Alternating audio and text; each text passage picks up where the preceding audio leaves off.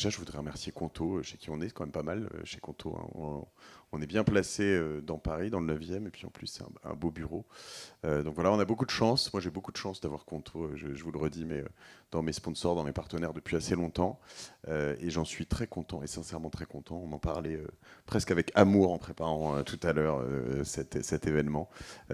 Sachant que toi, tu es passé aussi chez Conto. Hein, tu vas nous raconter un moment. Voilà, on va parler ce soir d'automatisation à l'extrême, ou d'automatisation des finances. Qu'est-ce qu'il faut faire au minimum? Je considérerais qu'on a fait un bon événement si vous avez à la fin une sorte de playbook sur lequel vous vous dites ok, je sais ce que je fais pas, ce que je devrais faire, ce que je pourrais faire, je connais de nouveaux outils, je vois jusqu'où je pourrais aller, je vois jusqu'où je ne devrais pas aller peut-être. Et voilà, donc c'est avec Christopher qu'on va pouvoir commencer. Bonsoir à tous. Christopher qui se trouve être un de mes associés dans Orso Média. Orso Média est un label de podcasteurs. On a 27 podcasts aujourd'hui, je crois. C'est ça, on a 27 podcasts en gestion, tous dans les univers de l'entreprise, des finances perso et de l'innovation. Donc ma présence ici, vous allez le comprendre, mais c'est vrai que 27 podcasts, c'est beaucoup de clients, de prestataires. Les podcasteurs sont à la fois nos clients, nos partenaires, donc beaucoup de flux financiers à gérer à droite à gauche. Donc on a automatisé pas mal de choses. Ouais, beaucoup d'idées là-dessus. On a Antoine Weimar. Salut Antoine. Bonsoir. Toi, tu es le directeur financier de Tom et Josette. C'est ça, j'ai rejoint Tom et Josette en septembre 2021 en tant que directeur financier. Tom et Josette, c'est le premier réseau de micro-crèches intergénérationnelles, des micro-crèches qu'on installe au cœur des endroits où vivent nos aînés, comme les EHPAD ou les résidences seniors, avec l'ambition de vraiment créer du lien au quotidien entre nos aînés et nos plus jeunes enfants. Voilà, le métier des crèches, c'est pas un métier qui est forcément très digitalisé, mais en fait chez Tom et Josette, on a des grosses ambitions de croissance pour que vraiment l'intergénérationnel rayonne partout en France. Et donc pour nous, optimiser nos processus, c'est vraiment nos objectifs au quotidien sur la partie administrative et financière. Voilà. Et puis Shubham Sharma, je suis ravi de t'avoir aussi. C'est la première fois qu'on a cette occasion de discuter. On s'est croisés quelques fois au bureau, mais voilà, moi je suis aussi tes contenus. Voilà, tu es un expert du no-code, un créateur de contenu, un gros geekos. Un gros geekos. Je pense qu'on peut commencer par ça. J'ai toujours un petit peu automatisé. J'ai un parcours de développeur, donc on va dire à l'époque je m'y prenais par le code pour automatiser des choses. Et très récemment, je dirais, il y a un nouveau mouvement du no-code qui est arrivé, que plein de boîtes ont adopté. Et du coup, on automatise aujourd'hui avec du no-code. Donc, c'est vrai que je crée du contenu, je fais pas mal de formations et du consulting à côté. Et je vais peut-être avoir un avis biaisé, mais c'est vrai que j'étais product manager chez Conto sur les parties API et no-code. Donc, il est fort probable que je vous en parle. Voilà, tout simplement. Mais c'est aussi une des choses qu'on découvre et qu'on peut voir. Je vous parlais, moi, d'une des choses qui avait changé ma vie à un moment, qui était juste la vision quotidienne de ma trésorerie. Alors, c'est des petites choses qu'on cumule, hein, mais de ne pas avoir à me connecter à 3 banques, parce qu'on a 3 banques chez Cosa Vostra, pour aller chercher, avec certaines qui sont faciles pour se connecter, d'autres, il y a quand même pas si longtemps que ça, il y avait des banques, il fallait avoir une petite calculette, je ne sais pas si vous avez eu ça, où on devait récupérer un numéro qui changeait en permanence pour le mettre dans le truc. Enfin, pour se connecter, déjà, on prenait 1 minute 30. Donc, quand on fait ça tous les jours, c'était bien relou. Et aujourd'hui, moi, c'est pushé sur Slack tous les matins. J'ai le compte sur les 3 banques avec un solde total. Enfin, voilà. Et ça, pour ça, il y a des banques chez qui c'est plus facile. Donc, voilà. Vous avez sur vos sièges un flyer de FinPal, qui est une super initiative aussi. Je pourrais qualifier quasiment d'open source proposé par Conto, mais sur lequel il n'y a pas besoin d'être client Conto et sur lequel il y a pas mal de ressources, notamment de fichiers Excel, de BP, d'automatisation, d'échanges sur, je sais pas, de combien vous allez augmenter vos collaborateurs sur le Q2, etc., etc., ou le S2 plutôt, si vous les augmentez tous les quarters, c'est beaucoup. Ouais, voilà, donc n'hésitez pas à aller jeter un œil à FinPal, c'est en train de vraiment grossir, et puis vous pouvez aussi participer. Pour commencer, j'aimerais éventuellement commencer avec toi, Shubham, justement, et voir un peu, toi, quel est ton minimum, selon toi, qu'il faut faire en 2023 en termes d'automatisation, le b.a.-ba pour tout le monde, sachant qu'en l'occurrence, on parle essentiellement de no-code, hein, l'objectif étant pas forcément de développer des choses très complexes. La première chose que je dirais, c'est juste pour avoir un titre d'information, J'ai oublié de préciser, pardon. Ouais. On est 4 mecs sur l'estrade. Il y avait Chloé Giraud Perron qui devait être là, qui est la Head of Finance de Pigment, qui n'a pas à cause des grèves de nous ce soir, qui n'a pas pu venir. Voilà, on a voulu trouver en last minute une femme pour la remplacer, mais voilà, donc j'en suis absolument désolé. Je trouve que c'est pas une bonne chose, ce manque de parité, mais voilà, les manifestations ont décidé autrement, les grèves. Donc voilà, pardon, Shubham. Aucun problème. Donc, ce que j'étais en train de dire, c'était surtout déjà vous poser une question qui est entrepreneur, donc a une boîte et gère un compte tous les jours. En tout cas, ok, donc c'est la majorité de la salle. Pourquoi je posais cette question, c'est que une des premières choses à structurer, en tout cas en tant qu'entrepreneur, on a envie de structurer sa boîte, envie de structurer ses outils, etc. Mais la réalité, c'est qu'il faut structurer son temps parce que c'est le truc qui vaut le plus d'argent dans votre boîte, quoi qu'il en soit. Et donc, c'est où est-ce que vous passez plus de temps dans la gestion de vos finances. Et donc, si vous avez déjà quelqu'un, peut-être que cette personne peut faire ces automatisations, vous pouvez l'aider à la faire, mais la réalité, c'est que c'est vous, dans un premier temps, qui allez le faire. Et donc, c'est bien de commencer par là. Donc, la première chose que je dirais, c'est un peu tout ce qui est réconciliation. On passe beaucoup de temps, et on a, dans le passé, en tout cas, passé beaucoup de temps à envoyer à nos comptables des boîtes à chaussures remplies de justificatifs. Aujourd'hui, il n'y a pas de lieu d'être. Il n'y a pas de lieu d'être non plus de, à la main, télécharger des justifs, les mettre sur Conto ou sur n'importe quelle autre banque. C'est pas normal parce que tout ça peut se faire automatiquement. Donc, je dis juste passer de j'ai une pièce jointe sur mon email, le télécharger sur mon ordinateur et le réuploader sur Conto, rien que ça, c'est une aberration en soi. Ouais. De temps perdu, quoi. Ça ne devrait pas exister. Exactement. Et on peut s'en rendre compte si on traque son temps. Alors, c'est vrai que c'est chiant à le faire, mais le fait de traquer son temps, ça peut nous faire réaliser à quel point on perd du temps à notamment faire ces petites tâches qui nous donnent l'impression d'avancer, mais sachez qu'en uploadant une pièce jointe, vous n'avancez pas dans votre business. Et donc, la première chose à faire, c'est déjà mettre en place, que ce soit sur petite Gmail... satisfaction quand même de dire j'ai bien uploadé mes pièces jointes. Oui, t'es content. Ton comptable te dit merci, mais tu le payes, donc ça sert à rien. Sans oublier oups, j'ai oublié de te mettre la pièce jointe. Oui, on aussi. l'a tous fait celui-là. Aussi. Et donc, une des premières choses que je peux vous inviter à faire, c'est d'avoir un mécanisme qui fait des transferts automatiques vers votre banque ou votre outil comptable. Donc, ça peut être... Chez Conto, ils ont une adresse email vers laquelle vous pouvez créer des filtres automatiques. Dropbox m'envoie une facture. La première fois, je l'envoie automatiquement à l'adresse Conto et du coup, elle est automatiquement rattachée à la ligne correspondante. Et après, vous mettez un filtre. Si vous utilisez un outil comptable, ça peut être Doux, Pennylane, il y en a plein d'autres, Numbers et compagnie. Là aussi, eux ont ces mécanismes-là. Si vous uploadez avec Conto, si vous l'envoyez sur Conto ou sur n'importe quelle banque, normalement, c'est censé être géré. Donc, je pense que déjà, la réconciliation... Donc, soit tu vas réconcilier une facture avec un paiement qui a été fait. Est-ce que tu peux, dans certains cas, envoyer une facture qui n'a pas été payée, avoir un paiement derrière ? Ouais. Tu vois ce que je veux dire ? Oui, bien sûr.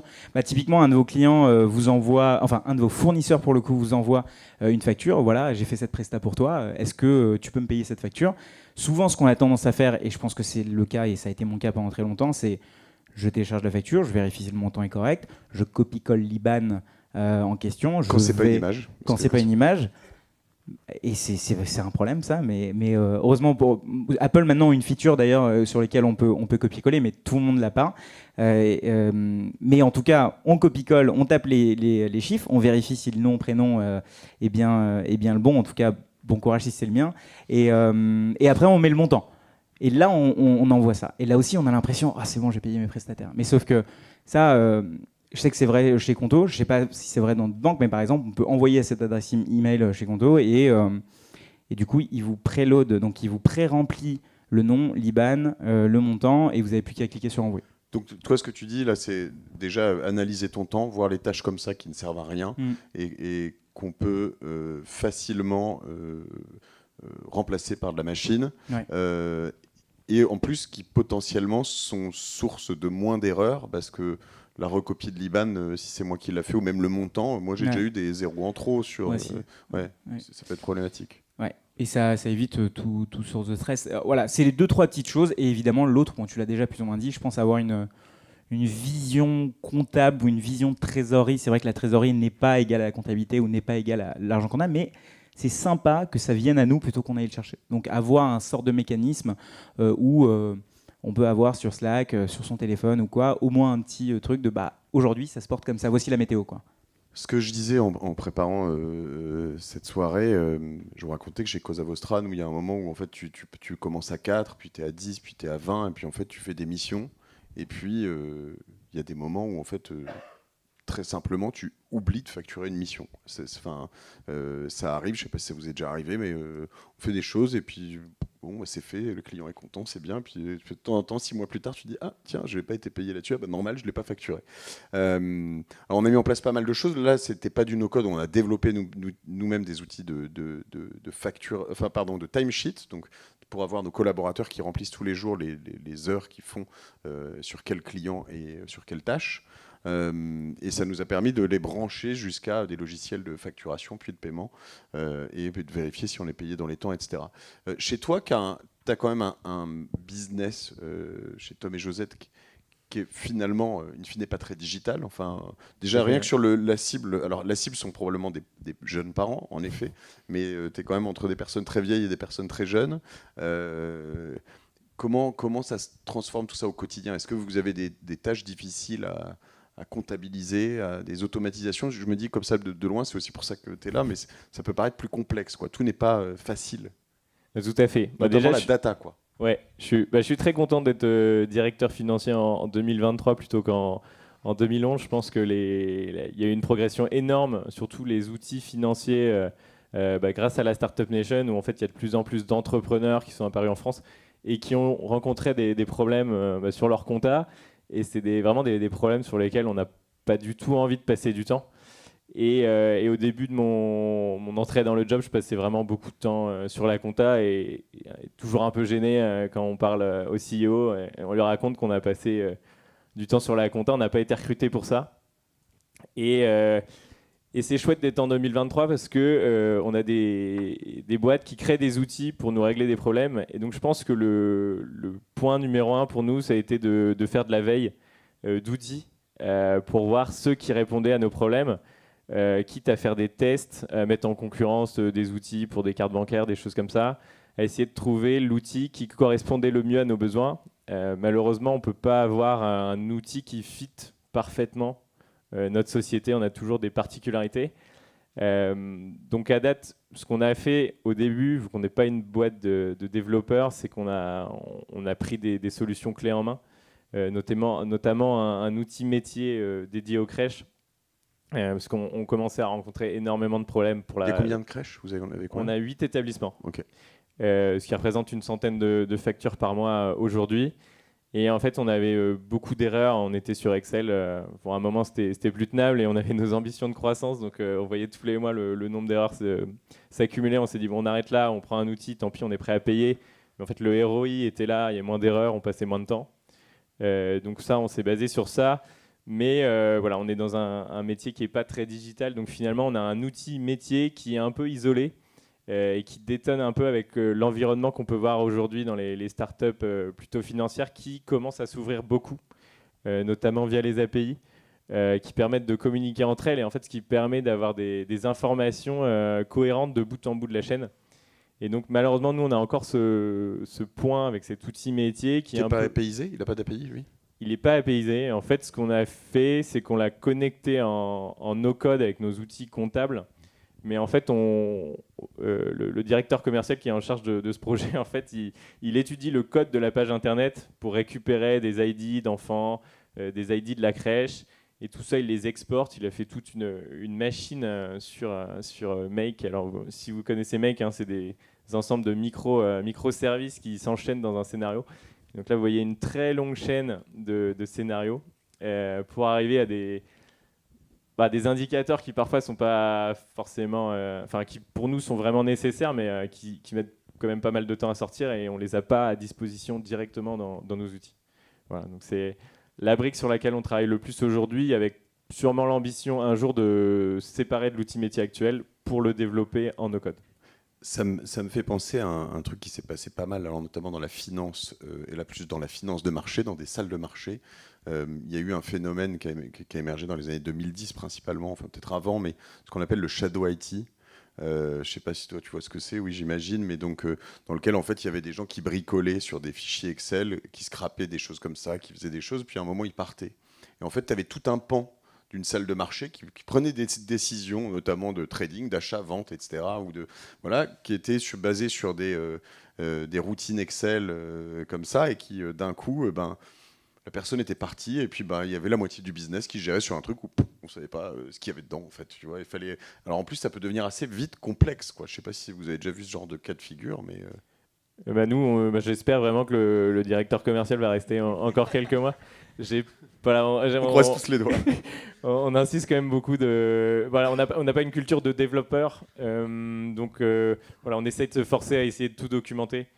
Mais voilà, et tout de suite on se dit ouais, mais documenter, je perds du temps du coup. Donc trouver le juste équilibre entre les deux, mais c'est vrai qu'à date il y a une personne qui a la connaissance du processus qu'on utilise. Toi, tu dis, donc tout à l'heure, tu disais qu'à un moment, il fallait essayer de chronométrer, time-sheeter ces actes. Souvent, le trigger, le fait qui fait qu'on passe à ça, c'est que vraiment, il y a un truc qui est beaucoup trop gros. Alors moi, je l'ai vécu dans je parlais de Ocus, WeFlash, qui est une société qu'on a créée, un peu comme Miro, pour ceux qui connaissent ces univers-là, qui faisait énormément de shooting photo. Quand on a vendu nos participations dans cette boîte qu'on avait créée, on était à 700 ou 800 shootings par jour. Et donc, tu me regardes, mais moi j'ai rien à voir avec ça. Non, mais parce que je sais qu'avec on a les mêmes problématiques qui arrivent avec Orso Media. Et au début, tu ne les as pas. La question que je vais te poser, c'est donc 700-800 shootings par jour, ça veut dire, alors il y avait quelques photographes qui en faisaient plusieurs, mais ça veut dire quand même qu'en termes de facturation et de choses, si même pour eux, en fait, à un moment, il fallait qu'on arrive à un truc où on était capable de leur dire, tiens, tu me dois, je te dois tant. Je te fais un appel à facture, mais eux devaient recopier le numéro de la facture, le client potentiellement, le montant, etc. Tu dis, mais tout ça est source d'erreur parce que tu es que dans du copier-coller, fois 800, donc à un moment, tu la vois grossir sous tes yeux, cette perte de temps. À quel moment, toi par exemple avec 27 podcasteurs et puis beaucoup de sponsors et pas mal de choses, à quel moment tu te dis, il faut le faire maintenant? Au début, c'est OK de le faire à la main. Comment on décide de ce moment? J'ai envie de te dire dès le départ, parce que je me suis rendu compte quand je commençais à passer 1 heure ou 1 heure et demie à retrouver mes petits. Ok, telle campagne, sur tel podcast, c'était sur telle période, donc je dois reverser tel montant de chiffre d'affaires et donc faire un appel à facturation. Et j'ai envie de te dire, au bout de 2-3 semaines, j'en suis vite rendu compte. Moi, je suis entrepreneur depuis 18 mois, ensemble sur Orso Media, même si j'avais déjà monté une boîte avant, mais je travaillais dans un énorme groupe qui s'appelle Altis, que vous connaissez sans doute, avec une grosse direction administrative et financière, des contrôleurs de gestion à tous les étages, et donc j'avais pas forcément moi à me soucier de ça. On faisait de l'audience, on faisait rentrer du chiffre, et au final, tout ce qui était tambouille comptable, je m'en occupais pas. Là, quand tu es aux manettes... Tes fournisseurs le savaient. Ils étaient payés très, très, très, très loin en arrière. Mais ça, c'est un autre sujet. C'est un autre sujet, et je sais que c'est source énorme de crispation, parce que j'avais beaucoup moi, de fournisseurs qui m'appelaient et j'ai toujours pas été payé. Moi, je pouvais rien faire. La décision n'était pas à mon niveau. À part relancer les services concernés, je pouvais pas faire grand-chose d'autre. Et donc, quand on a monté Orso Media, ça faisait partie des sujets. Moi, je ne voulais pas reproduire ces sujets-là, et donc je voulais que ce soit carré dès le départ. La difficulté, c'est qu'on a donc beaucoup de podcasts, beaucoup de partenaires. On doit être autour de 300 campagnes quand même depuis le lancement d'Orso Media. Certaines campagnes sont monopodcasts, d'autres campagnes sont multipodcasts. Donc on a un devis pour un sponsor sur des multipodcasts. Donc c'est pas un devis, une facture pour tel podcast, c'est une facture pour 8 podcasts. Ça aurait été très simple. Et donc l'automatisation que j'ai mise en place, c'est finalement à partir d'un devis accepté, c'est ça qui déclenche un peu tout le reste. Ça me déconstruit chaque ligne de mon devis, ça me met tout ça dans un Notion. Dans le Notion, j'ai toutes les infos, le tarif hors taxe, le montant à reverser au podcasteur, le statut, encaissé ou pas, reversé, solde payé, etc. Et tout ça dans Notion, voilà, ça me permet de savoir exactement pour chacun de mes 27 podcasts où j'en suis. Ça me permet de lui donner à lui de la visibilité. Voilà, sur les prochains mois, le chiffre d'affaires que je vais devoir te reverser. je peux déjà te reverser tel montant parce que je sais que je l'ai encaissé. Mais ça permet aux podcasteurs d'avoir de la visibilité, de prévoir eux aussi des investissements, c'est important. C'est dans le sens de notre mission aussi d'aider les podcasteurs à se renforcer, trouver des nouveaux prestataires, investir dans du matériel pour enregistrer des épisodes, passer à la vidéo. Et donc leur donner cette visibilité financière, ça leur permet d'investir. Et c'est un cercle vertueux parce que quand ils nous investissent, ils font plus d'audience. Quand ils font plus d'audience, nous, ça nous profite. Voilà. Donc c'est une vraie aide à l'activité. Et je suis aussi un gros geek, moi, comme toi, Shubham. Donc j'aime bien l'idée de construire ces automatisations, ça m'éclate. Bon, on en a parlé en préparant l'épisode. Après, là où je me freine, c'est que je me dis, non, là, je passe beaucoup trop de temps à essayer de mettre en place tel détail d'automatisation et je ne suis pas sûr que je vais en récupérer tous les bénéfices ou un bénéfice égal. Voilà. Donc je fais petit à petit, j'itère petit à petit, j'améliore les process petit à petit. Dans un univers un peu plus loin que la finance, on a monté un nouveau studio au bureau. J'ai vu Christopher passer à peu près toutes ses vacances de Noël à donc essayer de trouver un logiciel qui, en plus, le pire, c'est qu'il vaut 50 €, c'est ça. Hein, mais c'est pas déjà, il fallait le trouver et après, mais qui permet de dire que c'est telle caméra qui filme quand c'est tel micro qui parle. Et ça peut paraître un peu bêta, mais en fait, déjà, le micro, il n'est pas branché nécessairement à la caméra parce que ce sont des flux différents. Il y a des flux de podcast et des flux vidéo. Donc, il a fallu que tu trouves des doubles câbles qui sortent du truc, si je comprends bien. Et en plus, je crois qu'il y avait un autre sujet aussi assez important sur le lag. Alors, il y avait des petits lags, je ne sais plus ce que tu avais. Mais ouais, je n'étais pas très satisfait de la qualité audio. Bref, tout ça, pas rentrer dans le détail, c'est peut-être, moi ça me passionne, mais peut-être pas tout le monde ici, on pourra en parler après si ça vous éclate, mais c'est un peu dans cette même logique. Aujourd'hui, en post-prod, ça prend énormément de temps de monter une vidéo et de faire le changement de caméra en fonction de la personne qui parle. Donc cette automatisation nous permet de faire sur un podcast comme Génération Future, ça prend 3 heures au moins. Voilà, c'est ça. Parce qu'on est obligé de regarder en vitesse une fois l'épisode, alors que là, on a un switch de cam automatique en fonction de la personne qui parle et ça nous fait gagner énormément de temps. Et comme tu l'as dit, Shubham, le temps, c'est bien ce qu'on a de plus précieux quand on est entrepreneur, ça c'est clair. Est-ce que, alors là tu parles de Notion, en fait ton Excel est devenu un Notion chez toi.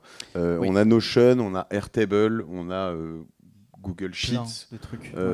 Mais typiquement alors souvent, moi je voudrais qu'on parle un peu d'outils, mais souvent l'automatisation est quand même basée sur une sorte de backbone, un endroit où tu vas récolter des données qui vont te permettre de créer des actions, c'est ça ? Ouais. Comment tu choisis ce backbone ?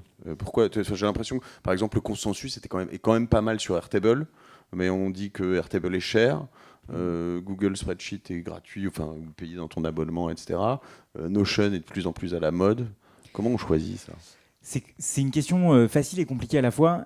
Juste pour revenir sur les outils, si on est tous assis aujourd'hui, si on utilise des micros et si on boit dans des tasses, c'est parce que l'être humain a évolué avec les outils. C'est qu'en soi, on est ce qu'on est et on est aussi performant grâce aux outils.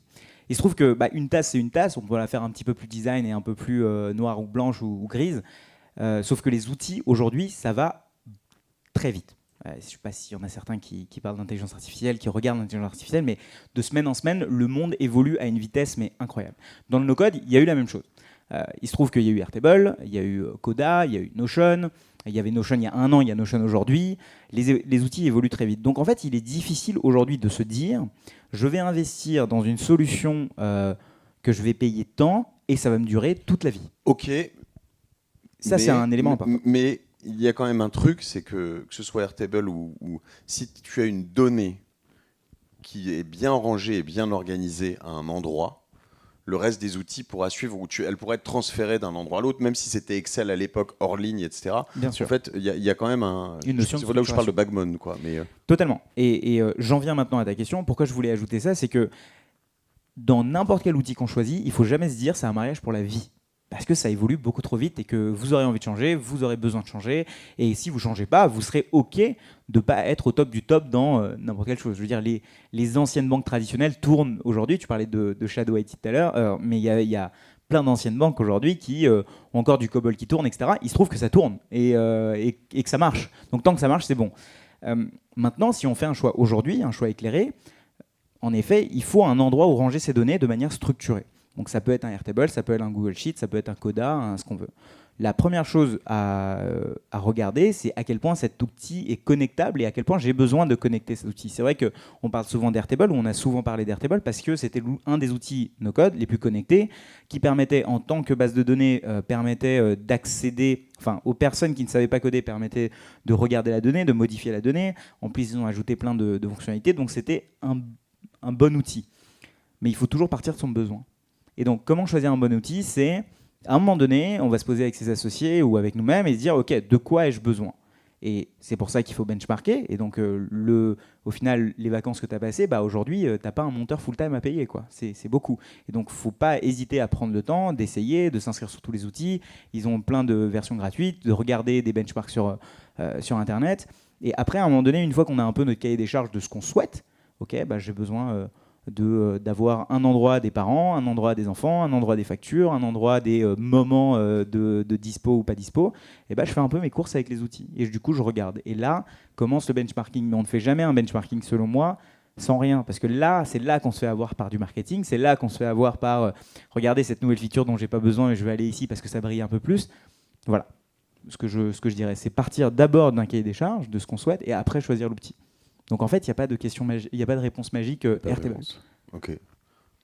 Je rajouterais aussi, je ne sais pas si vous avez fait l'audit un peu du nombre d'outils que vous pouvez avoir en direction financière. Je pense que ça peut vite dépasser la dizaine. Et en fait, quand on se plonge pas mal dans toutes les fonctionnalités qui existent dans ces outils, on peut vite voir des doublons, voire des triplés apparaître. Donc vraiment repenser le benchmark et voir quel outil est vraiment nécessaire à votre processus et celui que vous pouvez quitter. Nous, c'est un peu quelque chose qui nous effraie de se dire un jour, est-ce que je vais devoir changer d'outil ? On se sent un peu ferré quand même par les processus qu'on a mis en place qui sont basés dessus, mais finalement, il y a tellement de plus en plus d'ouverture via les API notamment que les transitions se font en quelques semaines, voire 1 ou 2 mois. Sachant qu'il y a une sorte de, quand même, je ne sais pas si c'est une réconciliation, mais un Salesforce veut devenir, qui est à l'origine plutôt un CRM, veut devenir un outil de facturation. Je sais pas, un Salesy qui est à l'origine qui s'appelait MyFacture veut devenir un CRM. Les banques en ligne souvent veulent aussi devenir des outils de facturation et plus, ou des émetteurs de cartes. Il y a un moment où est-ce que c'est bien, probablement parce que ça simplifie certaines choses. Est-ce que et j'imagine qu'il y a une question de sécurité aussi, parce que quand tu balances, moi quand je balance mes comptes sur Slack, ou je sais même pas par où ça passe, Zapier je crois, en fait il y a quand même des moments où tu as peut-être des fuites d'infos, ou même potentiellement à un moment, si tu appuies sur un bouton dans Notion et que ça fait un virement, tu sais pas, il se marre, mais je suis sûr qu'il y a des trucs comme ça dans son Notion, mais pas loin.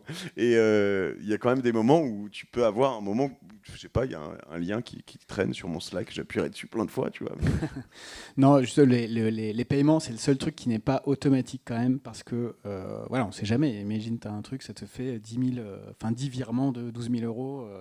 Ça peut être un peu compliqué. Donc, c'est la seule action manuelle, moi, qui me reste sur cette automatisation. Et après, il y a une question de sécurité des données. On n'en a pas parlé, mais je parlais des automatisations à destination de nos podcasteurs. Mais ça va parler aux DAF qui sont dans la salle. Mais moi, j'ai toujours piloté des PNL assez complets et ça me manquait de ne pas avoir de PNL sur Orso Media. Donc, je me suis refait un PNL complet et donc avec une bonne visibilité sur les charges et le chiffre d'affaires.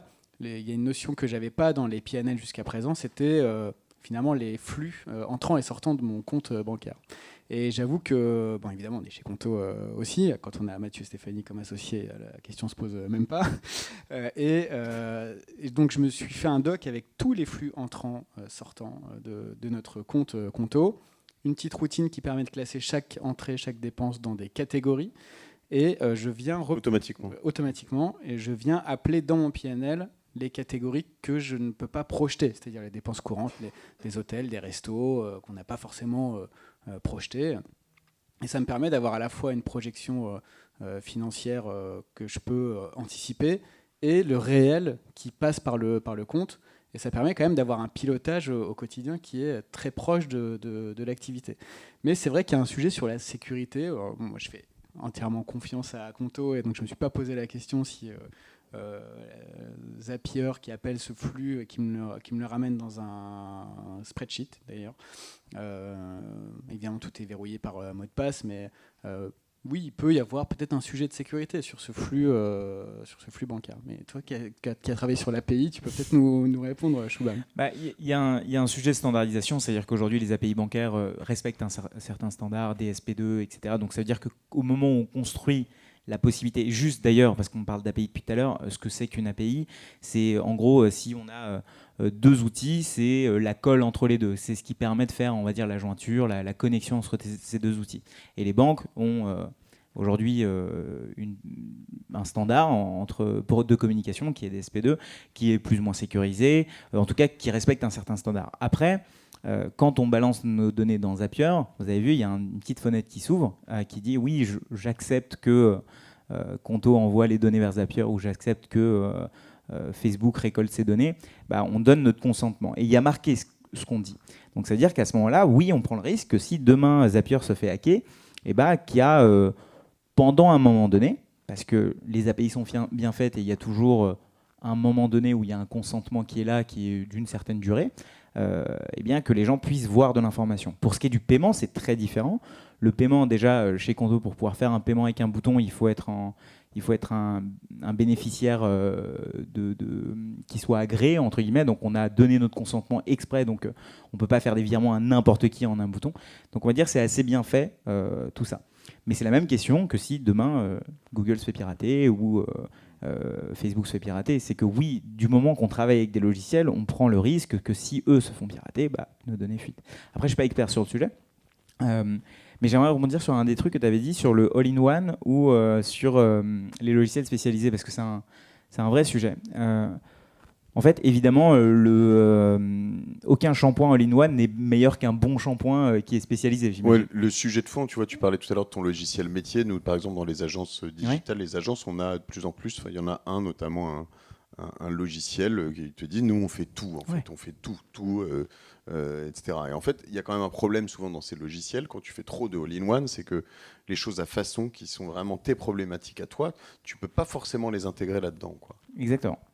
Et donc, on a deux stratégies. Soit on reste sur un all-in-one, c'est-à-dire qu'on accepte d'avoir moins, mais d'avoir plus de choses dans une chose. Et du coup, on ne se prend pas la tête à connecter, on ne se prend pas la tête à envoyer de l'information l'un à l'autre. Soit on va, ce qu'on appelle sur des pure players, donc un outil pour la facturation, un outil pour la compta, un outil pour prendre des photos pour pouvoir les mettre dans sa banque.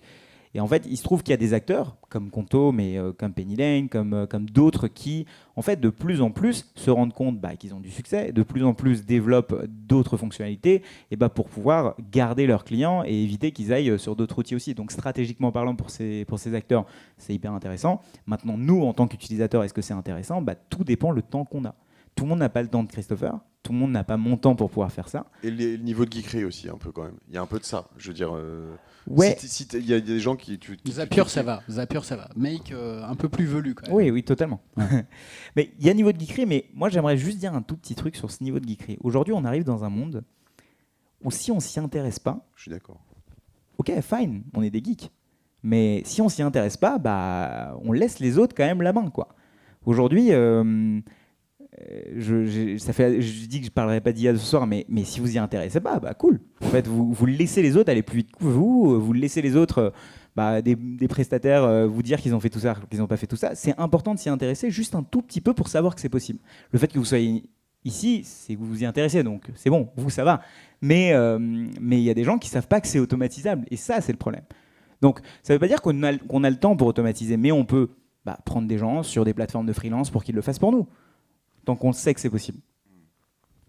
Et c'est vrai qu'on peut se dire que finalement, vu la complexité de ce que font des ChatGPT-4, Midjourney, DALL-E, etc., la compréhension de se dire tiens, il y a une facture ici et je vais la mettre là, ou de faire un certain nombre d'actions idiotes qu'on fait nous-mêmes aujourd'hui, on parle de questions de semaines ou de mois avant que ce soit réglé. Hein. De secondes. Ouais. Et pourquoi je te dis ça, c'est que j'ai pris mon export Conto l'autre jour. En fait, j'avais un problème, c'est que, comme toi, j'utilise plein de services et je paye beaucoup. Et j'exporte mes transactions Conto dans un fichier. je copie toutes les lignes depuis janvier, je les mets dans ChatGPT, GPT-4, et je dis voilà mes transactions, donne-moi les services que je paye en récurrent, classe-les-moi avec le montant le plus haut, et donne-moi les 5 meilleurs services que je devrais annuler. Il va encore m'empêcher de dormir. Donc, en gros, truc que je savais faire, facile. Les DAF nous diront oui, mais sur Excel, tu fais ça, ça, ça. Sauf que là, j'ai pas eu à apprendre à le faire et je l'ai fait en 2 secondes. Donc, franchement, il y a 2 semaines, j'étais en train de dire. T'as appris un truc là suite à cette requête? Un truc que tu connaissais pas ou qui n'était pas évident pour toi? C'est jamais évident tant que tu l'as pas devant et c'est marqué que tu payes 300 € depuis le début de l'année. C'est incroyable, donc tu l'annules en fait. Et c'est ce que j'ai fait. Donc oui, ça m'a fait gagner 300 € sur la suite, voire plus sur l'année. Mais en tout cas, le point, c'est de dire que ça va vite et c'est important de savoir que c'est possible. Donc oui, c'est quelque chose que j'aurais pu faire avec un outil, c'est quelque chose que j'aurais pu faire avec Excel, mais c'est le temps de le faire. Il y a honnêtement 2 semaines avant, je me suis dit putain, il faut vraiment que je paye quelqu'un pour qu'il aille regarder dans mes comptes les trucs que j'ai de récurrents pour qu'il m'annule ça parce que j'ai pas le temps, parce qu'à chaque fois j'ai envie de me tuer quand je regarde la notif passer, quoi. Et là, en 2 secondes, c'était réglé. Et du coup, est-ce que tu as vérifié ce que tu avais proposé, ChatGPT, versus je sais pas, l'analyse faite sur Excel par toi? En fait, vu que c'était pas quelque chose, on va dire, de structurant, j'étais pas en train de faire une projection financière pour prendre des décisions lourdes, j'ai pas fait ce travail. Demain, si je dois me dire où doit aller ChatGPT, dis-moi où doit aller ma boîte, c'est beaucoup trop vague. Mais c'est justement là où se situe le truc, c'est à quel point on croit ou à quel point on pense que c'est du joujou. Plus on va utiliser, plus on va se rendre compte qu'en fait, il y a des choses qu'on peut lui demander, il y a des choses qu'on peut pas demander à ça, quoi. Je voulais pas que ça prenne un tournant hier, je suis désolé. Non, moi je trouve ça très intéressant. Enfin, on n'aurait pas pu l'éviter ce soir, je pense. Et ce que tu dis là, c'est une réalité. Aujourd'hui, plus on teste ces outils, moi, j'ai pas d'action dans OpenAI, mais je dis à tout le monde ici, mettez les $20 qu'il faut pour ChatGPT 4, parce que quand on a essayé le 3, le 4, c'est le jour et la nuit, ça n'a rien à voir. C'est encore à des années-lumière devant, quoi. J'allais dire que nous, on a l'avantage de ne pas être un métier qui est en frontal face à l'intelligence artificielle. Enfin, j'espère pas que s'occuper des enfants va rapidement être pris par l'intelligence artificielle. Les petits vieux, ça va, mais les enfants, non. Mais du coup, on est... J'ai pas dit ça. Chez nous, on est plus dans une posture de follower où on a hâte d'avoir les retours des explorateurs sur ChatGPT, où je pense qu'il y a c'est sûr qu'il y a des choses à faire quand on passe du temps sur des tâches qui sont chiantes, chronophages et à faible valeur ajoutée. Il y a vraiment pas mal de choses à faire de ce côté-là. Je pense que là-dessus, même dans les écritures d'emails ou des choses comme ça, il y a quand même des choses, même là-dessus, assez simples à faire. Je voudrais rester sur les outils, parce que tu as fait une remarque qui était tout à l'heure de dire Make, c'est plus compliqué que tu peux comparer à quoi? Zapier. À Zapier. Donc Zapier, moi, ce que j'ai connu là-dedans, les seules minutes de geekery que j'ai connues là-dedans, c'était sur l'ancêtre de Zapier qui était If This, Then Dev. Non, Then That, ouais, IFTTT. Donc en effet, je crois que le truc le plus tordu que j'ai pu faire, c'est quand j'avais un nouveau follower sur Twitter, il y avait ma lampe Philips U qui clignotait, ce qui a beaucoup plu à ma femme. Ça a duré environ 3 semaines avant que je sois menacé de divorce. Et du coup, je l'ai mise au bureau. C'est quand même pas beaucoup plu non plus au bureau, mais voilà, c'était très utile. Comment ça fonctionne ces choses-là et pourquoi il y en a un qui est plus compliqué? Qu'est-ce qu'on a d'autre comme outils? Mais j'ai l'impression que c'est quand même la base de l'automatisation, ces outils, non? C'est un peu Mais j'ai l'impression que Zapier, c'est quand même pas mal pour faire des automatisations simples. Qui utilise Zapier ici ou Make? Quand même pas mal. Quand même. Okay. Mais voilà, déjà, il y a plein de zaps, comme on les appelle, qui sont prêts. Il y a une bibliothèque de zaps qu'on peut juste dupliquer. C'est vrai que c'est confortable. Et je trouve que tu peux en vendre? Toi, t'en fais? Bonne question. Non, Ils mais n'ont pas de marketplace. Une fois que t'en fais un, tu peux publier un zap sur la bibliothèque. T'as pas de reward s'il est utilisé, hein, mais disons que c'est assez simple parce qu'on est bien guidé. Ok, c'est quoi la source? Je veux faire ça exactement. Je vais mettre tel filtre. Et puis on peut revenir dessus, l'éditer assez facilement, l'affiner. Make, j'ai l'impression que c'est une logique encore un peu différente. Alors c'est ultra puissant, c'est vrai. On a un podcasteur chez nous, et on peut en parler là. C'est Bruno Soulez, donc qui a un podcast qui s'appelle If This Then Dev, qui lui est un fou de no code. D'ailleurs, tu es venu dans son podcast. Et il a automatisé 80% de la production de son podcast, ce qui est quand même dingue. Bon, quand je regarde son dashboard Make, c'est assez flippant. Il y a des cases partout, des flèches. À des partir machins. du moment où tu prends rendez-vous dans le Calendly, se passe un Ouais, nombre c'est ça. de Exactement. Il envoie des mails automatiques, des rappels, une invitation d'agenda. Ça génère un document Google avec le conducteur de l'émission. Il va même jusqu'à générer la cover, donc la vignette de ces épisodes, automatiquement via make.com, via un outil Polar Bear, c'est ça? Bannerbear. Ouais. Bannerbear, voilà, qui permet de générer des visuels avec des inscriptions texte qui vient récupérer dans une base de données. Donc vraiment ma boule. Moi j'en suis pas encore là. J'adorerais maîtriser bien maîtriser Make, mais déjà avec Zapier on peut faire 1 milliard de choses, vraiment, sans être un gros geekos. Hein. En fait, là-dessus, c'est hyper intéressant parce qu'il y a plein d'actions, moi, qui m'inspirent et qui nous inspirent sur les podcasts. C'est vrai que, après, tu vois les limites, par exemple, dès qu'il y a une interaction humaine ou un truc qui doit être un peu chaleureux, par exemple, à un moment, je ne sais pas si c'est encore le cas, mais il avait même son post LinkedIn à la fin qui était automatisé avec un nombre d'heures, etc. Et en fait, ces posts avaient souvent moins de reach parce qu'en fait, quand tu automatises trop, alors peut-être que si tu rajoutes une bonne couche de ChatGPT 4 maintenant, ça va être un peu mieux. Mais alors c'est intéressant ce que tu dis sur LinkedIn parce que tu pointes une des limites parfois de l'automatisation, c'est que sur LinkedIn, tu peux automatiser la publication d'un post, mais tu peux pas automatiser l'outil de mention de LinkedIn. Et ce qui quand même est important, un impact assez négatif sur le reach parce que si tu peux pas, enfin la personne dont tu parles dans ton post n'est pas notifiée, n'est pas avertie, donc voilà, tu vois, c'est comme un petit coup d'épée dans l'eau, quoi. Intéressant. Make, pourquoi alors il y a une sorte de switch un peu en ce moment sur Make? Est-ce qu'il y a une explication? Bah, je savais pas qu'il y avait eu un non, je sais switch, pas. Mais en tout cas, pour moi, on ne parlait que de Zapier Ouais, jusqu'à il y a quelques mois, 1 an. Mais moi, et on parle de plus en plus de Make. Je pense parce que l'écosystème est en train de monter en compétences. Je pense que, alors, si on devait mettre différents niveaux pour prendre un peu de recul, le premier niveau, c'est utiliser les automatisations présentes dans vos outils, les automatisations directement dans Conto, directement dans vos outils qui ne demandent aucune compétence. Le deuxième level... Juste uploader voilà, exactement, une facture, transférer automatiquement ce que j'ai dit initialement. Le deuxième, c'est d'utiliser Zapier. Zapier, un outil... ou If This and That, qui est un outil qui dit si ça se passe, alors fais ça. La particularité de Zapier, c'est que c'est très simple à utiliser. Par contre, voilà, il y a parfois des petites fonctionnalités qui manquent, notamment par exemple quand on veut séparer le flux en deux, c'est un peu plus compliqué. C'est-à-dire, j'ai envie que quand quelqu'un prend rendez-vous pour un podcast, j'ai aussi envie de lui envoyer un email, aussi envie de faire une certaine chose et puis attendre un petit peu, etc.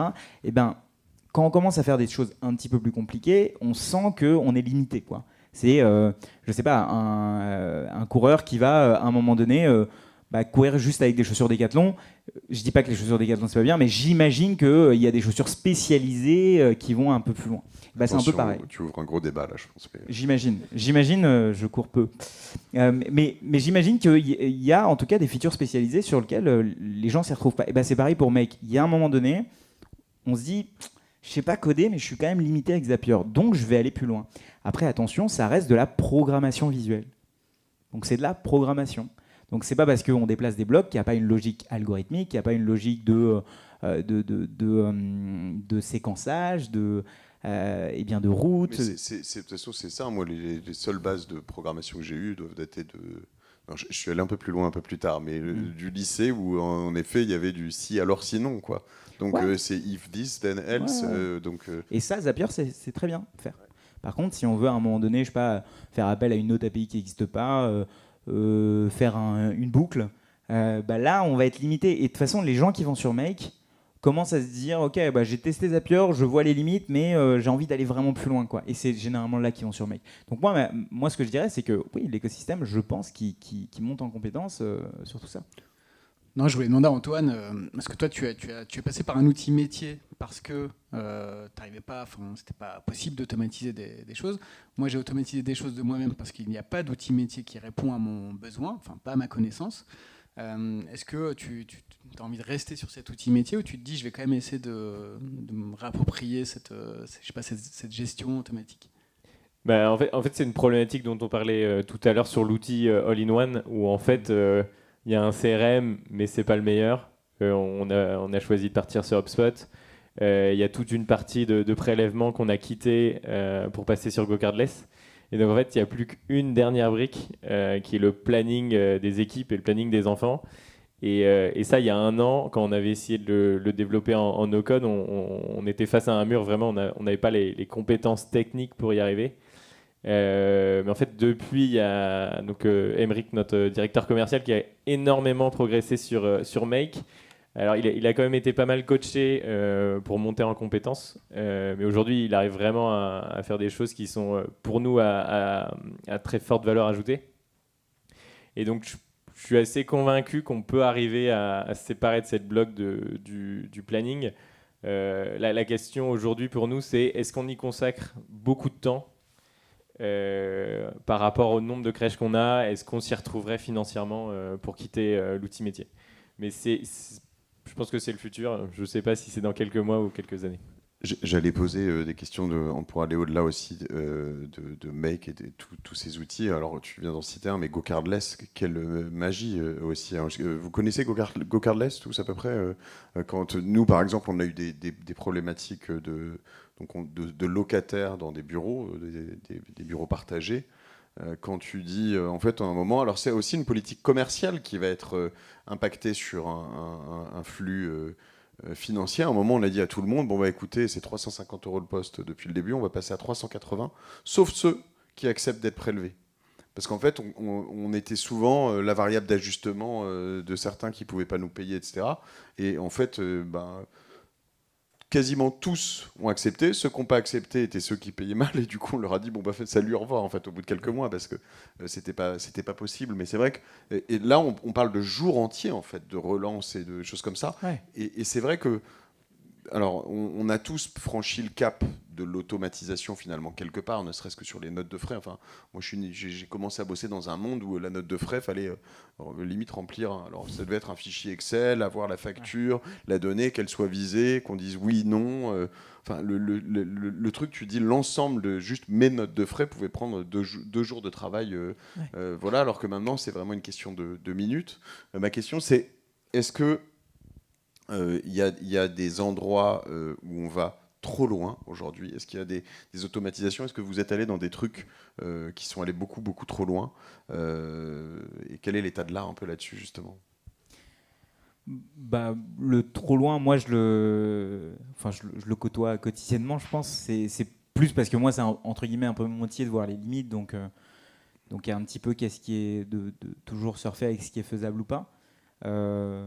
Des choses qui ne marchent pas. Tu parlais des populations qui font pas le screenshot. Toi, tu en as, par exemple, non?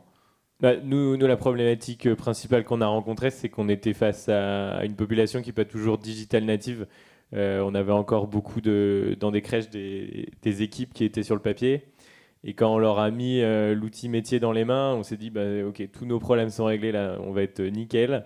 Et finalement, en fait, on n'avait pas assez formé les équipes à utiliser l'outil, que nous, on pensait hyper intuitif. Il y avait des années d'expérience à faire oublier pour mettre en place le nouveau process. Et ça, c'est un mur qu'on a rencontré assez souvent, qu'on a mis un nouvel outil dans les mains, malgré les efforts qui sont faits par les outils sur l'expérience utilisateur.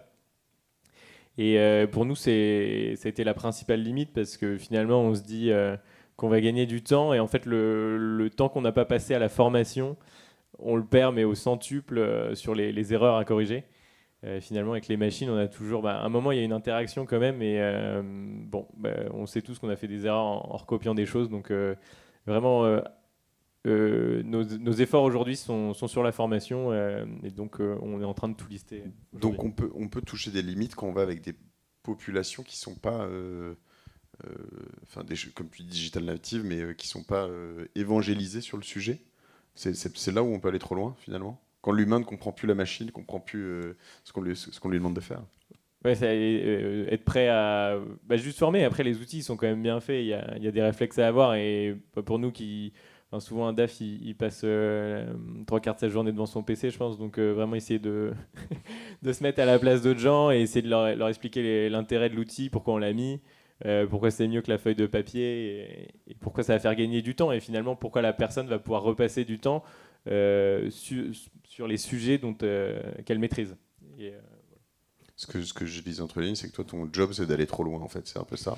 Ouais. Ouais. Mais après, je pense qu'il y a le trop loin technique et il y a le trop loin qu'est-ce que j'en fais. Je pense que le post LinkedIn, par exemple, c'est trop loin. Quand on veut essayer d'automatiser les conversations et l'interaction humaine, c'est trop loin. Quand on veut essayer de faire les choses, faire croire que c'est pas automatisé alors que c'est automatisé, c'est trop loin.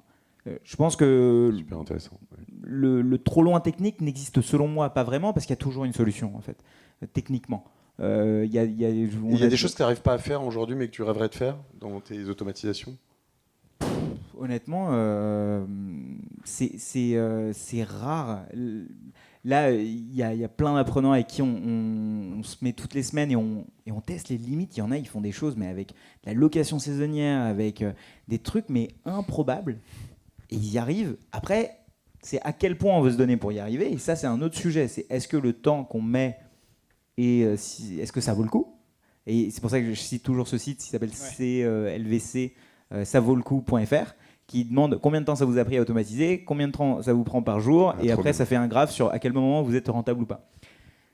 Il y a ce coût-là qui est intéressant de regarder. Après, moi ce que je dis toujours, c'est le coût que vous mettez à faire une automatisation qui ne marche pas, c'est compounding effect, quoi. C'est se dire que y en a une plus tard que vous arriverez à faire. T'as automatisé la gestion de tes potes aussi? Je n'ai plus de potes. T'as réglé le problème, quoi. Non, il y a un truc que j'ai fait sur lequel Fabrice je suis très Granda mauvais. avait fait un truc comme ça que j'ai reçu sur le podcast avec ses dates. Il y avait une forme d'automatisation de dates qui était assez obscure. Avec les dispos et tout. Un calendrier.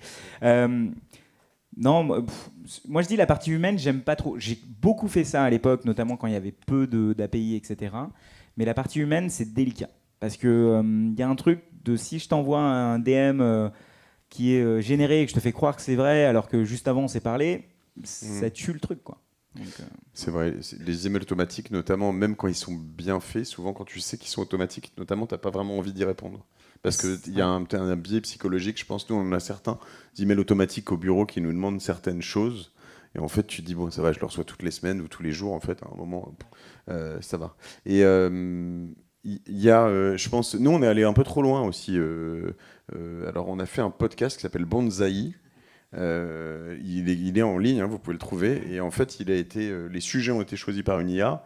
Le texte a été rédigé par une IA. Le texte a été lu par une voix artificielle, synthétique.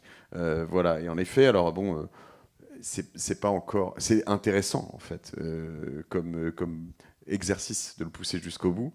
Après, moi, typiquement, ça m'enlèverait quand même un gros kiff, quoi. Je veux dire, de passer ce moment. Et puis bon, d'une IA, une interview entre deux IA, ça pourrait être drôle, mais ouais.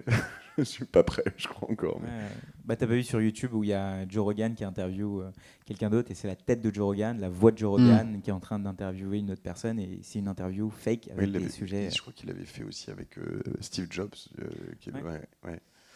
Et ouais. Non, c'est le trop loin pour moi. Selon moi, il est quand t'interagis avec des gens. C'est là où ça devient compliqué.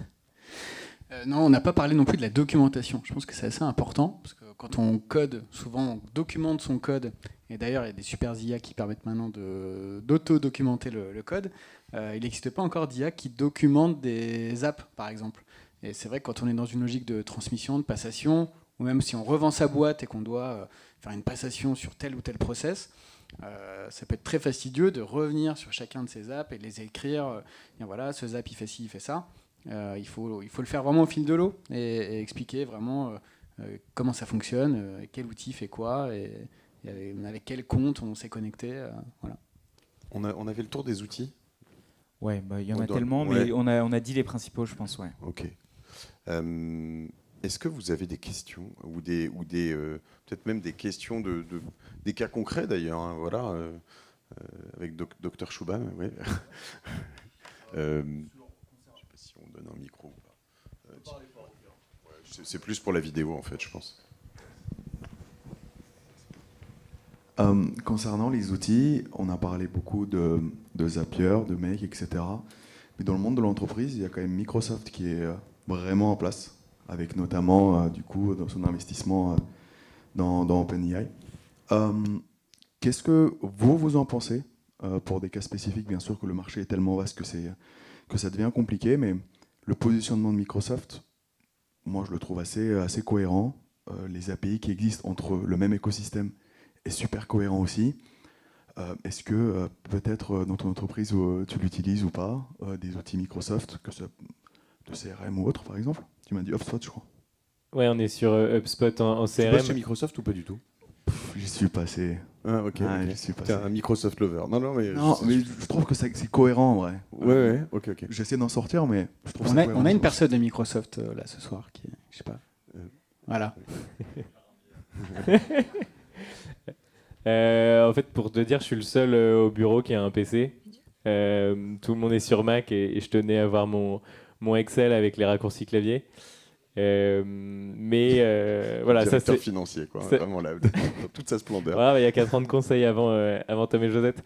Mais j'avais besoin de cet outil Excel vraiment pour tout ce qui est modélisation, budget, business plan. Par contre, dès que je dois travailler en collaboration avec les autres personnes de la boîte, je passe sur Google Workspace. Donc, c'est pas des Excel très compliqués, mais au moins on peut se partager les infos, on peut travailler ensemble. Et je trouve qu'ensuite, la valeur ajoutée sur Word, PowerPoint, je maîtrise pas ces outils, donc je pense que Google me suffit amplement. Moi, je dirais juste au-delà du fait que je pense sincèrement que Microsoft est une entreprise remarquable qui a su évoluer de manière hallucinante et suivre. Et alors l'investissement d'OpenAI, mais aussi dans LinkedIn, hein, quand même. Il ne faut pas oublier que LinkedIn appartient à Microsoft. Et c'est vraiment extraordinaire. Mais c'est vrai que je sais pas moi, l'usage de Teams pour les visios me sort par les trous, mais j'arrive pas à me connecter à un Teams quasiment. Enfin, jamais, je sais pas, alors c'est parce qu'on l'utilise moins mais que d'autres. Tu vois, le fait de vouloir remplacer Slack, enfin, il y a des limites en fait à vouloir tout utiliser en effet dans Microsoft, je pense. Cela dit, Non, mais Zapier peut dialoguer avec la plupart des outils Microsoft. Donc, si C'est- c'est et plus c'est- branché ouais. Excel, il n'y a pas de sujet. mais ça a été longtemps le sujet, c'est que Microsoft était un écosystème très fermé, quoi. Juste le .NET en était le meilleur exemple hein, pour les langages informatiques, mais sur lesquels il fallait avoir des serveurs Microsoft avec des licences très chères, etc. Et ça s'est énormément ouvert. Je pense que c'est ça qui est intéressant. Je sais pas si...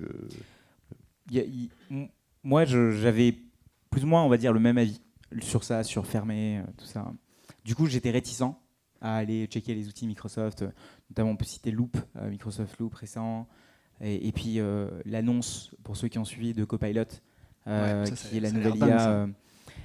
Et puis, à côté, avec... Explique Copilot. Alors pardon. Copilot, en gros, bon, c'est la guerre avec tous les géants en ce moment au niveau de l'intelligence artificielle. Il y a Google qui a Bard, il y a donc Microsoft qui a OpenAI, etc. Et Microsoft, dans tous les outils Excel, Word, etc., a fait une annonce sur une intelligence artificielle qui est dedans. Et donc, on va pouvoir ce petit truc de j'ai mes transactions et calcule-moi les trucs récurrents, ça va être implémenté dans Excel. Il y a Google Sheet qui a fait pareil, mais aujourd'hui, il y a un avantage compétitif sur Microsoft qui est en fait Bing, c'est sérieux quoi. En fait, je sais pas si certains ont utilisé Bing. Tu vas sur et j'aurais jamais pensé un jour dire ça de ma vie, mais Il y a 3 mois. voilà. Mais c'est incroyable. Alors, est-ce que je suis encore sur le navigateur Arc? Oui, mais aujourd'hui, j'ai un onglet Bing et sur lequel, quand j'ai besoin de faire un résumé d'une page, je vais dessus et je pose des questions, quoi. Et aujourd'hui, il y a une nouvelle tendance de navigateur, qui d'ailleurs Google Chrome est passé à côté, qui est avoir une intelligence artificielle directement embed dans son navigateur. Et c'est en train de changer la manière de naviguer. On ne posera plus les questions sur Google, mais on posera les questions sur une IA. Ça, tout le monde le sait et c'est vrai. Maintenant, est-ce qu'on le fait déjà sur un navigateur Chrome? Pas encore. Par contre, on le fait sur Brave, on le fait sur Edge, on le fait sur plein d'autres navigateurs, mais pas sur Chrome. Donc moi, j'ai moins l'avis sur Microsoft qui était fermé, ils peuvent tuer le game demain, quoi. C'est grave. C'est bien, c'est grave bien. C'est ça que je veux dire. D'autres questions peut-être? Ouais. Je vois qu'il y en a un autre micro sinon. Ouais.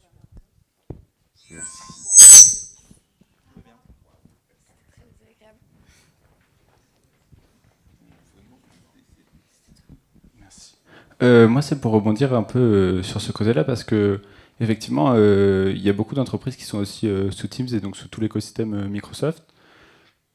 Comment vous feriez pour réussir à justement mettre dans des entreprises où il n'y aurait pas encore ces automatisations. Ça, C'est terminé, bonsoir, merci. Ça, C'était c'est vraiment une sympathique. automatisation, Allez, ça. C'est une automatisation, ça. Comment vous feriez pour justement commencer à mettre les pieds dedans et convaincre les équipes à les utiliser? Et je rebondis parce que ça me semble intéressant parce que justement Microsoft a tout Automate et les Power Apps et c'est un bon moyen de mettre les pieds dedans, de commencer même si ça c'est pas la finalité pour montrer les capacités. Mais comment on peut aller plus loin pour convaincre les équipes? Nous, on a notre, du coup, Émeric, le directeur commercial qui est fan de Make. En fait, lui, dès qu'il nous voit, par exemple, toutes les semaines faire la même tâche qui a l'air insignifiante, mais on y passe du temps, ça le rend fou. Et donc, en fait, il se pose à côté de nous, il fait « Comment je peux t'aider ? Je vais t'aider à créer ton Make. » Et la plus-value, elle est là. Et direct, on se dit « Ok, là, en face de moi, j'ai un outil qui va pouvoir m'aider sur toutes ces tâches répétitive à faible valeur ajoutée. Et il a converti 90% de la boîte à juste essayer Make et à même des scénarios de tâches qui, par exemple, juste envoyer un mail automatiquement tous les mois, mais ça prend du temps. Et c'est comme ça qu'il a prouvé l'utilité de l'automatisation.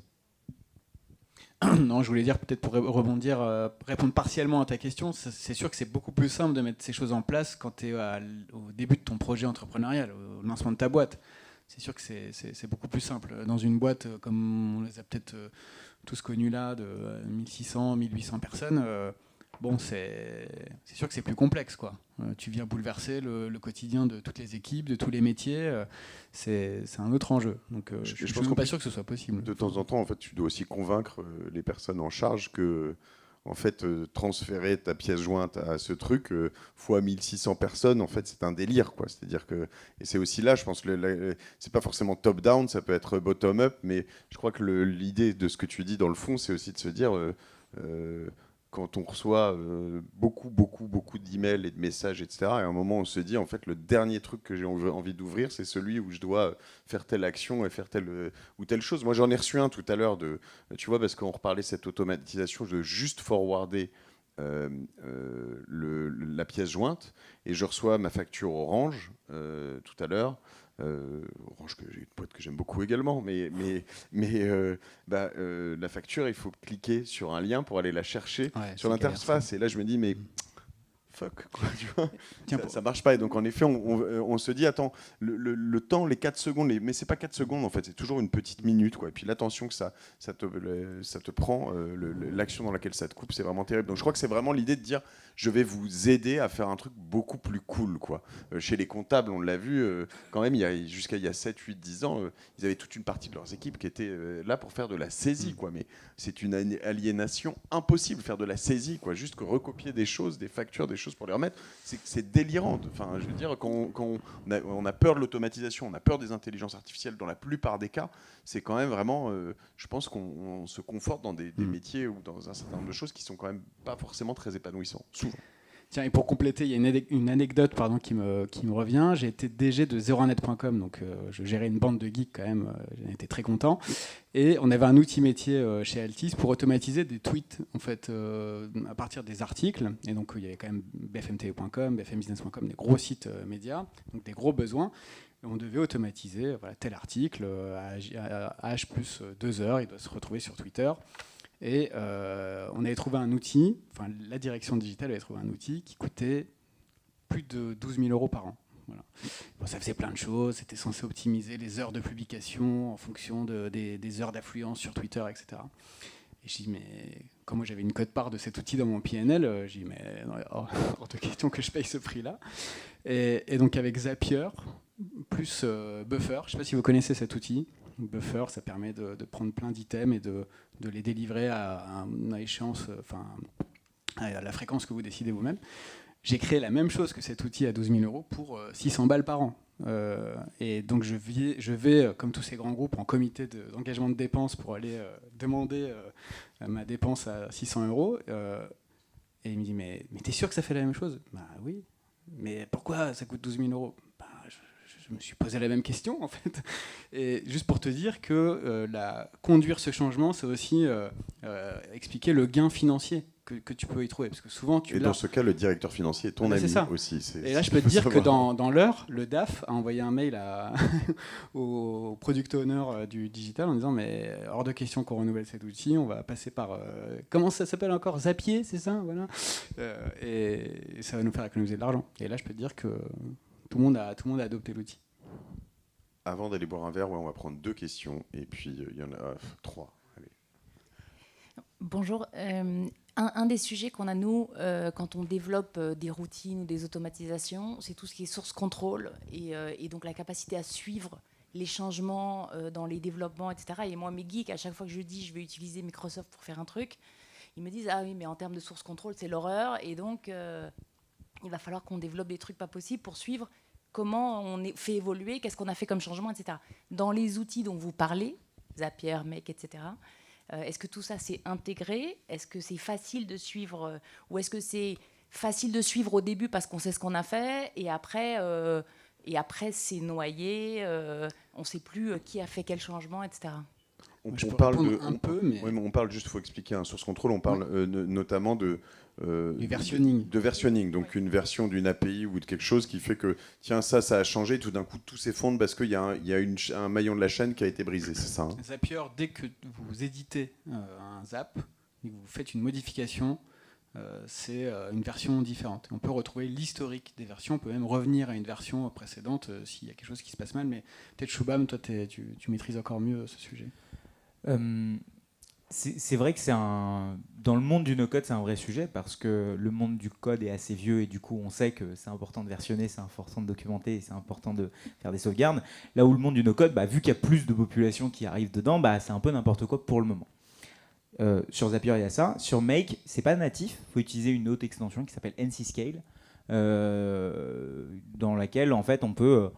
à chaque modification, faire un petit save ou un petit commit, comme l'appellent les développeurs. Et donc, ça veut dire qu'à partir de ce moment-là, il y a une image qui a été prise de l'automatisation et on a plein de possibilités de la documenter, etc. Le monde du no-code commence à se professionnaliser, c'est-à-dire qu'il y a vraiment des outils sérieux et notamment tous les Microsoft, etc. s'y mettent. Donc, on commence à avoir des bonnes pratiques, chose qu'on a depuis très longtemps et sur lesquelles il y a des débats monstrueux chez les développeurs, mais ça commence à venir dans le monde du no-code. C'est encore assez jeune, mais il y a des choses comme NC-Scale, par exemple. Merci. Bonsoir. Moi, ma question, en fait, avec tous ces outils d'automatisation, donc j'imagine que ça génère beaucoup de données dans ces outils-là. Est-ce que vous utilisez aussi, on va dire, pour construire des dashboards derrière, pour avoir une vision un peu plus globale? Très bonne question. Ouais. J'aurais voulu la poser. Merci. Donc il y a des boîtes comme Tableau, il y avait BIM Analytics, il y avait pas mal de choses. Et en effet, nous, on n'en utilise pas assez, je le regrette. Mais je ne sais pas si c'est le cas chez vous. Nous, on travaille actuellement, du coup, on s'est rendu compte de toute la donnée qu'on pouvait avoir grâce à tous les outils qu'on a. Et actuellement, on part sur un développement d'un dashboard sur Power BI. Donc, retour sur Microsoft. Je suis parti sur ça parce que c'est celui où je connais un peu mieux l'outil et il est intégré à la suite que j'ai. Donc, pour le coup, là, je n'ai pas fait de benchmark avec les autres. Mais l'idée, c'est ça. En fait, grâce à l'automatisation, on a une opportunité de récolter les KPI qu'on veut. Et grâce au dashboard, grâce à des belles bases de données, on peut vraiment sortir tout de suite des reportings. Nous, l'objectif, c'est juste de sortir le compte de résultat d'une crèche, le taux d'occupation, les contrats B2B. Et on sait qu'on pourra facilement le faire. On a Penny Lane, par exemple, qui est directement connecté via Amazon Redshift sur Power BI, donc en fait on a les informations en instantané. Parce que le sujet de fond, c'est que quand même les données, on peut les manipuler, etc. Mais à un moment, quand on les voit, nous on le voit bien sur notamment les audiences de podcasts, etc. Il y a des choses qu'on voit dans les chiffres, mais quand tu le vois visuellement, il y a des anomalies ou des exceptions que qui vont tout de suite te frapper. Hein. Ouais. C'est comme un tableau de bord de voiture, quoi. Il y a un moment donné, on accélère et si on regarde pas trop le compteur, on se rend compte qu'on est à 150. Et c'est un peu... je pense que dans un business, on n'a pas encore l'habitude, je trouve, parce qu'on n'est pas assez, en tout cas en France ou dans le monde entrepreneurial français, assez data-driven, parce que c'est un monde qui vient du monde des geeks, justement. Et du coup, je trouve que les outils qui existent sont encore très nichés. Et c'est pour ça qu'on ne les connaît pas forcément et qu'on connaît Power BI, qu'on connaît certains outils comme ça. Moi, j'en aurais 3-4 que j'encouragerais en tout cas les gens ici à les tester. La particularité de ces 3-4 outils, c'est qu'en fait, ils donnent dans un premier temps des suggestions de KPI. Donc Key Performance Indicator. Donc regardez quels sont les éléments à aller regarder dans une boîte. Donc si on est un média, si on est une agence ou si on est un SaaS B2B. Le premier, c'est Databox, qui arrive à se connecter et à aller scraper des données avec des Google Analytics, des Facebook, etc., des YouTube, pour aller prendre l'info. On peut aussi balancer des infos à Databox depuis Make, etc. Donc, il peut aussi aller chercher chez du Excel et du Google Sheet, donc Databox. Il y a Clipfolio qui permet de faire des dashboards incroyables qu'on peut afficher sur des télés un peu partout. Et on peut vraiment customiser ça à la virgule près, et moi je suis un gros fan de Clipfolio parce qu'il n'est pas très cher aussi. Et le troisième, c'est Geckoboard, qui est dans la même mouvance que Clipfolio. Et puis si vous voulez aller vraiment loin et si vous travaillez dans des infrastructures dans lesquelles vous avez des bases de données, il a parlé de Redshift, il y a des gens qui ont peut-être du MySQL, des trucs qui traînent sur lesquels vous, en tant que DAF, vous avez besoin d'avoir le contrôle, combien il y a eu d'users, combien il y a eu de gens payants, etc. Il y a Metabase. Je sais qu'on l'utilisait avant chez Conto et qui est vraiment très très bien parce que là aussi il y a des templates qui sont là. Et les templates, c'est mine de rien pas mal quand on ne sait pas quoi regarder. Sachant qu'il y a les templates, et moi il y a un truc dont je rêve, c'est aussi souvent le setup de ces Power BI, etc. En fait, les branchements, moi je rêve, et je pense que là aussi on ne doit pas en être très loin vu ce que tu disais tout à l'heure, mais dans un endroit où tu dis tiens, voilà mon data lake, voilà toutes mes données, balance-moi des tableaux, quoi. Et ça, je pense que c'est pareil, ça va arriver assez vite. Ouais, Databox le fait assez bien. Databox demande c'est quoi, qu'est-ce que tu fais, quelles sont tes sources, ok, viens, on fait de la magie, quoi. Ok. Dernière question. Bonsoir à tous les quatre et merci beaucoup pour cette présentation. J'ai une petite question sur l'éducation de ces outils. Donc je te regarde, Shubham, plutôt là, pour cette question. Il existe des vidéos, du contenu YouTube dont tu produis. Il y a aussi la possibilité de mettre la main directement dans les outils et d'apprendre par soi-même, ou la possibilité d'aller sur des formations, des bootcamps. Est-ce que tu as un conseil justement pour monter en compétence sur ces outils, en sachant qu'il y a toujours cette gestion du temps qui rentre en compte? Moi j'ai un avis assez tranché là-dessus. Alors que je fais de la formation et que je vends de la formation et que je fais du coaching, etc. Pour moi, le contenu, c'est une commodité aujourd'hui. C'est-à-dire qu'il y a du contenu de partout, on peut tout trouver en ligne. Donc, celui qui vous vend que dans une formation, il y a quelque chose qui n'est pas dehors, il vous ment. Aujourd'hui. Et je sais que ça plaît pas à plein de gens, mais la réalité, c'est que le contenu, il est là. Mais, vous avez du temps. Maintenant, est-ce que vous préférez faire le chemin en gros, reverse engineer un peu, regarder les choses par vous-même, aller ouvrir un bouquin à la page 67 et vous dire ah ok, il s'appelait John et il était à côté d'un lac, et 127, pourquoi il est mort? En fait, c'est ce genre de truc quand on veut regarder des vidéos YouTube les unes à côté des autres, et c'est très bien. Moi, je fonctionne beaucoup comme ça jusqu'à un moment. En fait, je me dis ok, j'ai besoin d'un truc structuré. Ça, c'est la première étape, prendre un truc structuré. Et le problème avec ça, c'est que une formation à la Netflix, à quel moment en fait tu vas être bloqué parce que tu vas bloquer. Et donc avoir à un moment donné un accès soit à quelqu'un qui peut régler ton problème, donc avoir un live avec cette personne, avoir un forum ou quoi que ce soit.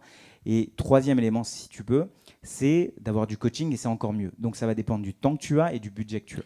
Moi, je suis alors dans une manière plus holistique, hein, pas que sur ces sujets-là, mais je suis à la fois d'accord avec toi et à la fois pas d'accord. Je suis d'accord sur le fond, qui est de dire tout ce qui est dans la formation, tu le trouves ailleurs, mais il y a le comment de la formation. Et des formations bien faites, tu le disais un peu, mais typiquement, nous, on essaye de travailler une formation avec l'EDEC sur l'entrepreneuriat. L'objectif est de réconcilier ce que font les créateurs de contenu qui sont souvent des formations intéressantes, mais plutôt inspirantes et pas forcément académiques.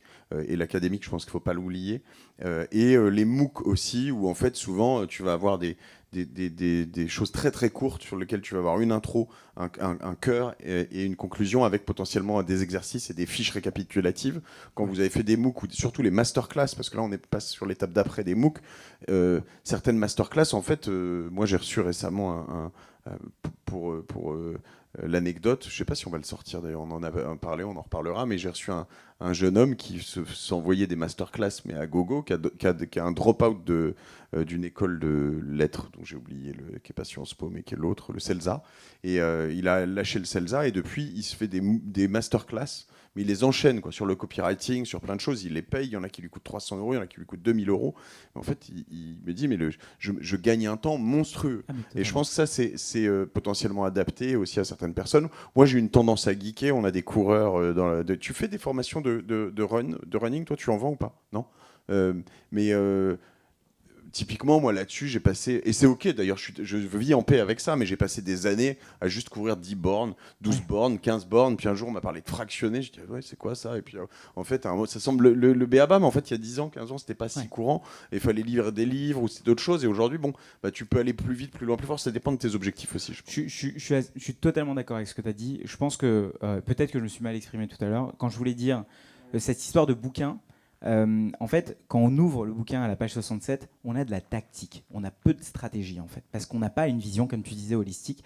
Je pense que quand tu vas dans un bootcamp, après il faut bien choisir, il faut regarder surtout si le formateur te plaît, regarder qui forme, parce que suivant si la personne bégaye ou parle bien ou a un charisme ou a pas du tout de charisme, ça va peut-être te plaire ou pas.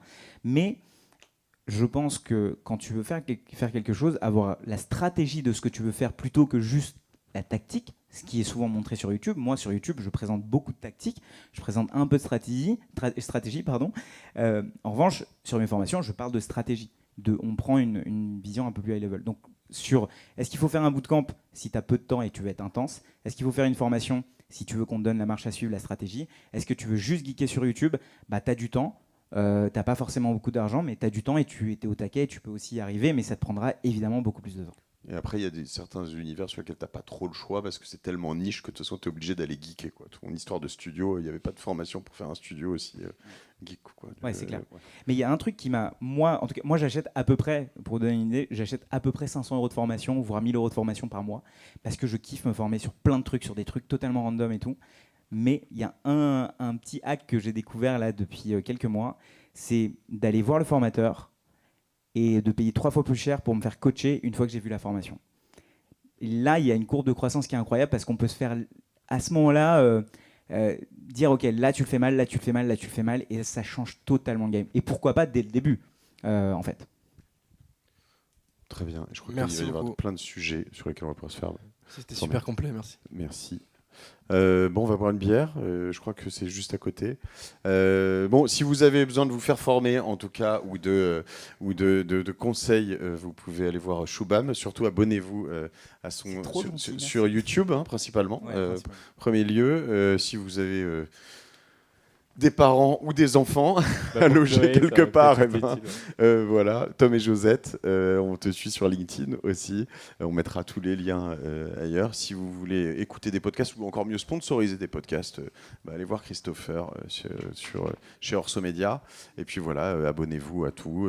Et puis venez nous parler tout de suite, on sera ravis d'échanger. Et merci à toi Mathieu et ainsi qu'à toute l'équipe d'avoir organisé ça. On peut l'applaudir s'il vous plaît. Merci beaucoup.